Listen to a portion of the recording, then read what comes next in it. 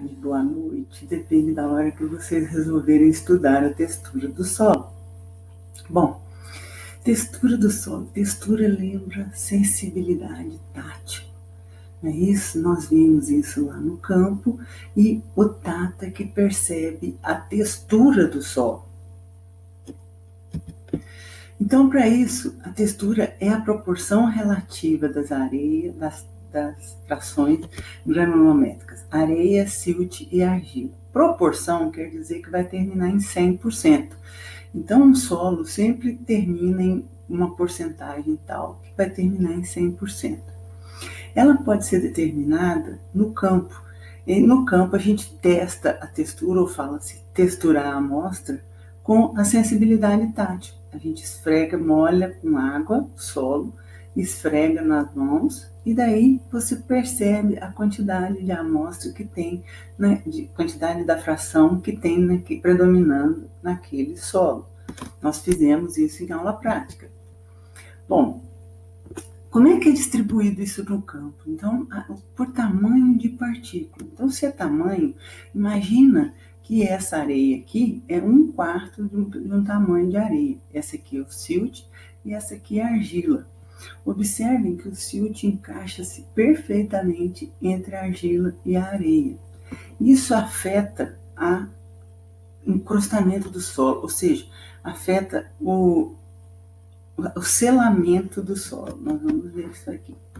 Bom, como é que se faz a análise no laboratório da textura? No laboratório chega uma amostra, por exemplo, de 100 gramas, a gente bate aquela amostra no liquidificador, ou numa batedeira, na verdade é uma batedeira, e aí mistura aquilo com sólido para separar a areia, silt e a argila. Daí passa aquilo numa peneira de 2 milímetros, que vai ficar retido o quê? Ali vai ficar retida areia. O que passa pela peneira? Silt mais argila. Como que eu separo o silt de argila?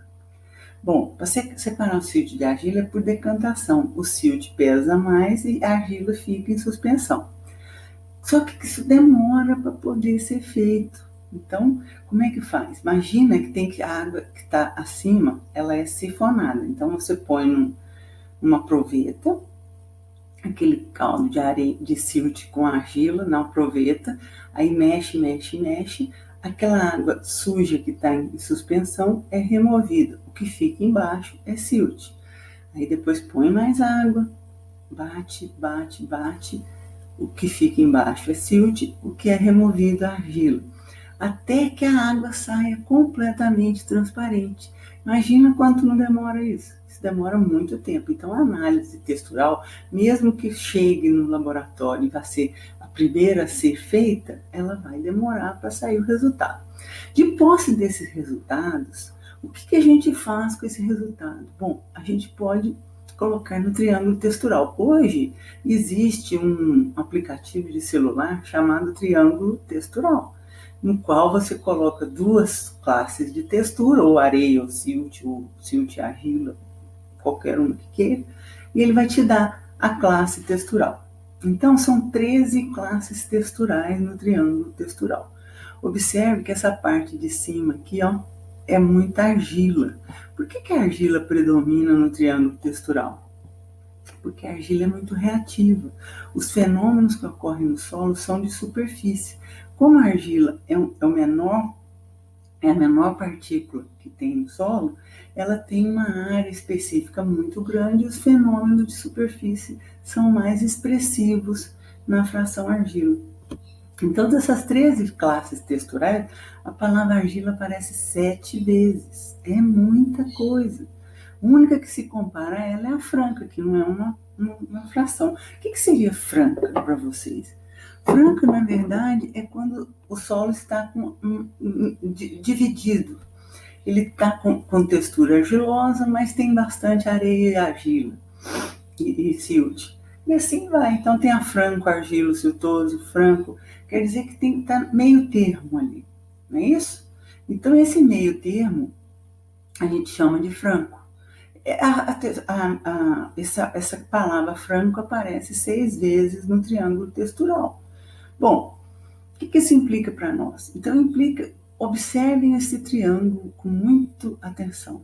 A parte de cima toda desse triângulo aqui, ó, tem a palavra argila. Então, a argila quase que domina todo o triângulo textural. A parte de silt está aqui, uma pequena parte, a parte de areia está aqui. Vocês se lembram lá na aula prática que a gente viu que o teor de silt era em torno de 45%, 50%? E ele dava a sensação tátil do silt de sedosidade era muito expressa.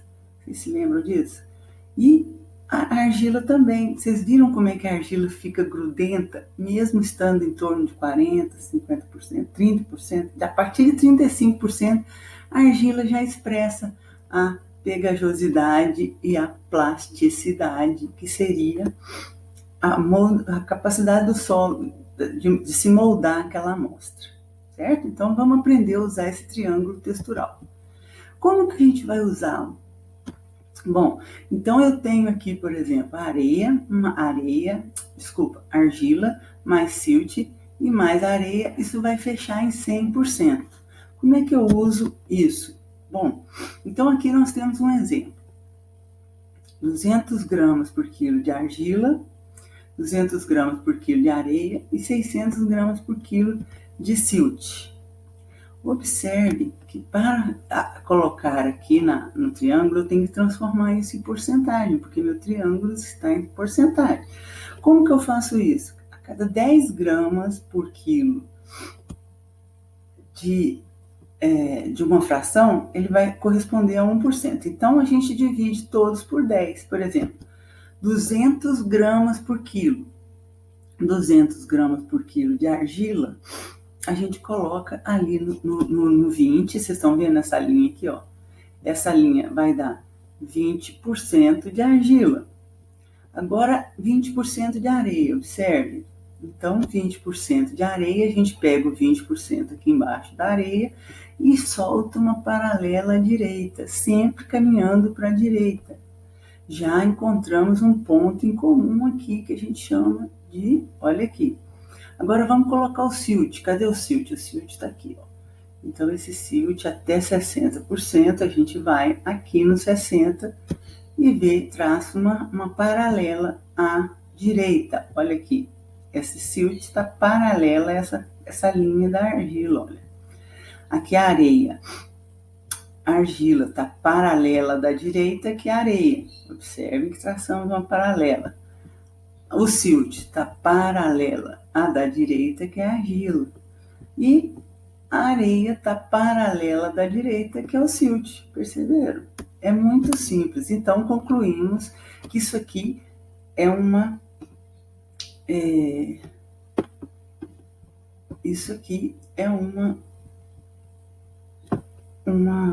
solo ou uma amostra franco-siltosa. Bom, mas aí como é que a gente pensa nisso? O que significa cada uma dessas frações? A gente descobre isso, vamos fazer de novo para a gente treinar mais um pouquinho. Vamos lá. Aqui nós temos 540 gramas por quilo de argila, 110 gramas por quilo de areia e 350 gramas por quilo de silt. Muitas vezes o resultado da análise vem em gramas por quilo, porque é do Sistema Internacional de Unidades. Bom, vamos então fazer um outro treinamento aqui. 540 gramas de argila. Está mais ou menos aqui, vocês concordam? 550 seria no meio exato, um pouquinho mais para baixo aqui. Eu tenho que fazer a paralela à da direita, que é uma linha reta à argila. Olha lá. Então, essa paralela aqui é saindo da argila, 540 gramas de argila, que é paralela à da direita, que é a areia. Agora, a porcentagem de areia. Observem que eu tenho 110%, é um pouquinho a mais que 10% de areia. Paralela da direita é o silt. Então, a gente traça uma linha paralela ao silt que vai me dar esse ponto aqui. Eu já posso parar aqui, sabe? Porque aqui eu já tenho um solo argiloso, estão vendo? Mas para confirmar ter certeza do que nós estamos fazendo, a gente traça mais uma paralela aqui, que é a do silt. Olha, 35 gramas por quilo de silt vai dar nesse ponto aqui, que a gente chama esse solo de textura argilosa. Observe que eu só tenho 54% e mesmo assim a argila predomina nesse solo. Bom, além do triângulo textural, a gente pode também ter os grupamentos de textura para facilitar a vida da gente lá no campo. Então, para facilitar a vida da gente no campo, nós temos essa sensibilidade tátil. Então, a sensação áspera ao tato, que faz barulho, ó, trac, trac, trac, quando esfregado entre os dedos, e no mínimo 70% de areia, nós temos a textura arenosa. A textura siltosa é quando temos menos de 35% de argila e menos de 15% de areia. Suponhamos que tenhamos 30% de argila e 15% de areia. Quanto que dá isso? Vamos lá. 30 com 15, 45. Sobraram 55% de silt, vai me dar a sensação siltosa. E o solo argiloso? O argiloso varia de 35% a 60% de argila. Então, quando eu tenho 35% a 60% de argila, a sensação de pegajosidade e plasticidade no campo, se pode formar um biscoito, se pode formar um bonequinho, se pode... ela agarra na mão, prega entre os dois dedos. Isso me dá um solo argiloso, certo? E muito argiloso é quando eu tenho um solo com bastante teor de argila, ele é muito grudento, tá? E muito pegajoso. Isso vai dar um solo acima de 60% de argila. E a textura média? Textura média é quando não há predomínio de nenhuma das frações. Ou seja, tem menor que 35% de argila e maior que 15% de areia. Isso, para nós, é aquela sensação que você não sabe qual que predomina ali. Tem uma certa pegajosidade, ele escorrega na mão, tem a sensação sedosa do silt, e ele tem a sensação áspera da areia. Nesse caso, a gente tem textura média. Bom, o que significa para a gente estudar a textura?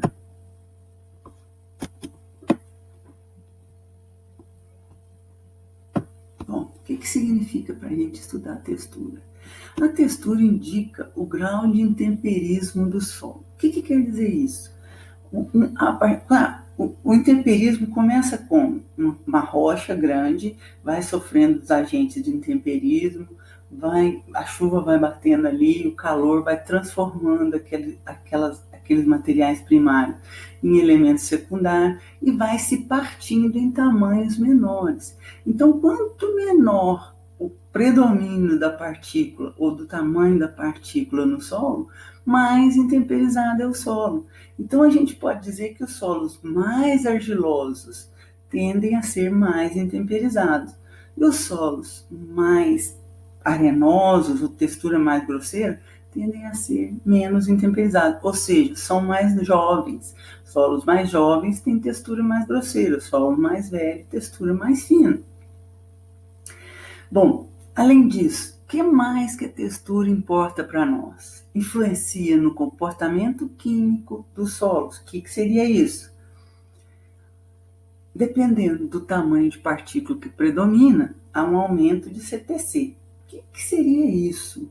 Vocês lembram o que é CTC? CTC é a capacidade de troca catiônica. Então, é a quantidade de carga negativa que eu tenho no meu solo.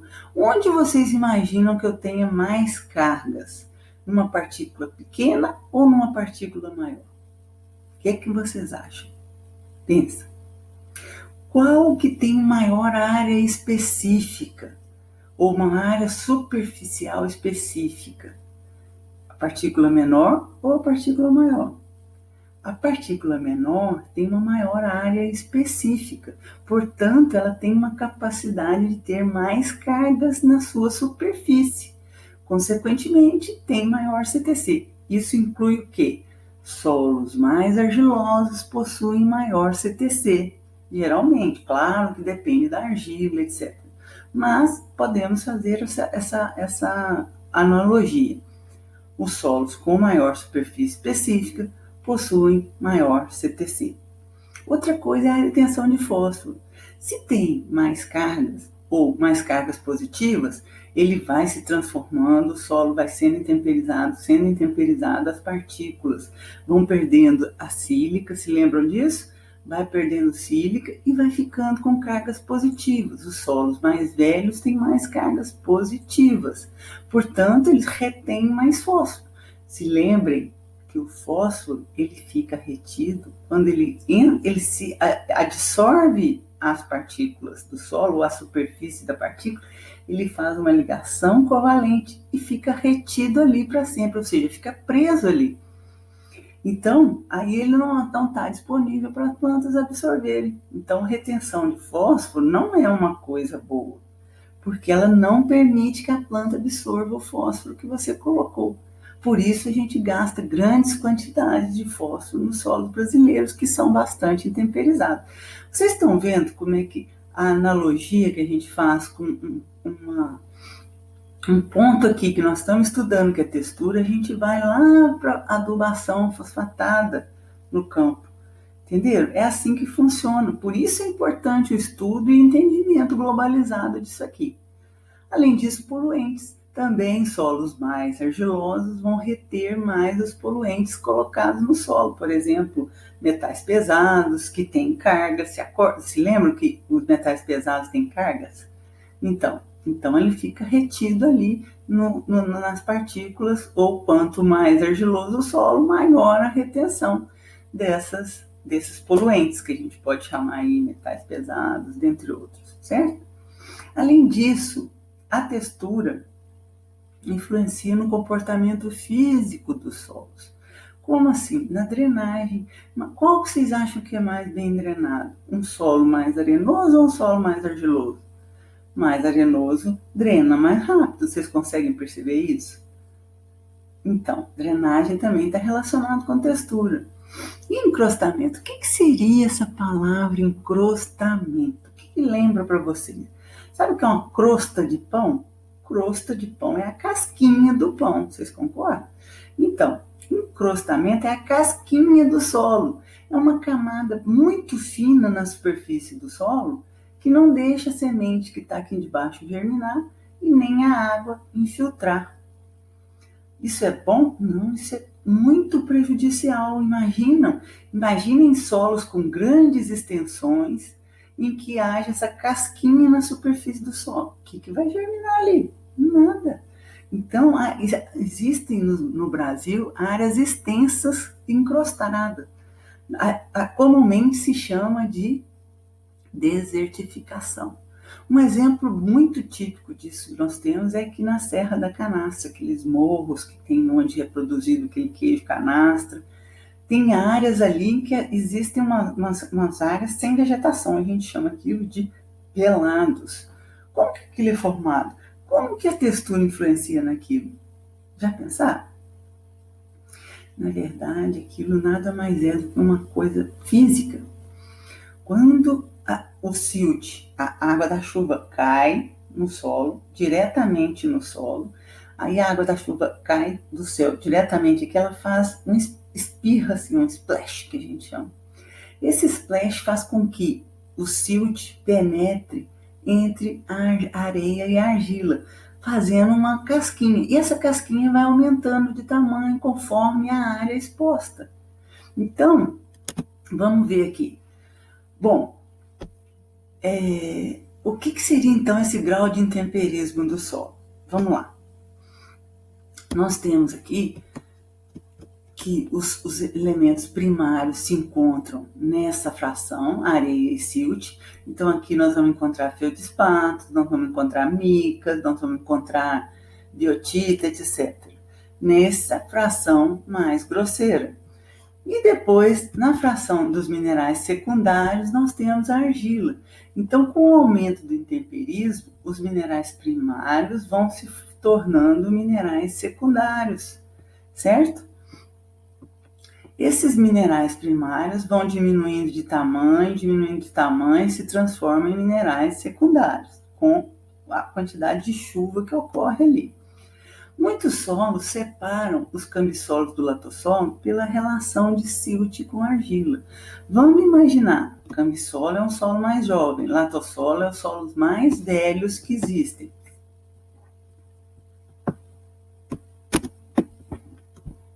Tá?